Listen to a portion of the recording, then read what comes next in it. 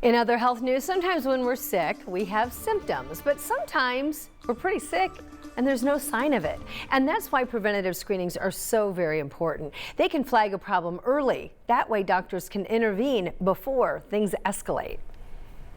We actually built on the farmhouse. When Bruce Hodgson learned he had a sizable aortic aneurysm, he knew the risk. But my father, he never smoked, and then they said he died from a ruptured aorta. So it probably had to be a little bit of the family thing, history, and then also having bad habits. But I've never touched a cigarette. These aneurysms can run in the family. Bruce then went to see Dr. Brent Marsden, a vascular surgeon who specializes in aneurysm repairs. It would have continued to enlarge. At some point in time, it likely would have, developed a problem to where it would have ruptured and killed him.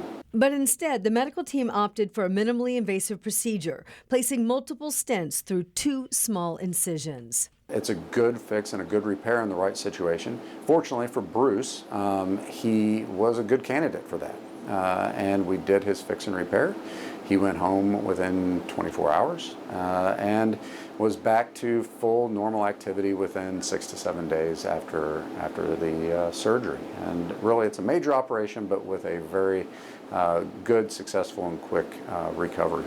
Now Bruce is back to health and working on documenting his career. Aeronautical engineer from Purdue in '68. I got to go to Boeing Aerospace. I got to work on the Apollo 7 post-flight, the Apollo 8 pre-flight. In April of 1970, I was working on the nuclear warhead of the air-launched cruise missile. And in October of 1970, I was being held by the KGB in Moscow. So I've had a pretty good range of experiences, and it's been amazing. It's been amazing. And with all of that experience, the power of a simple stent is not lost on Bruce. It's amazing to see those things. As an engineer, it's a spring with Gore-Tex on it, and it's what the wonders it can do to give you good circulation. It's really been wonderful. Now he's traveling and urging anyone at risk to take the first step and get screened. And just go in and get that checked, because you've got parts in it that are starting to get old and they need to be replaced or repaired. And so I think it's a great idea. That's an engineering perspective. It all comes back to engineering with Bruce. Obviously, a lot more of a story there to tell about his life. We might just follow up. In the meantime, if you would like to get this trivascular screening, it's available for those of you 55 or older with any of these 2 listed risk factors.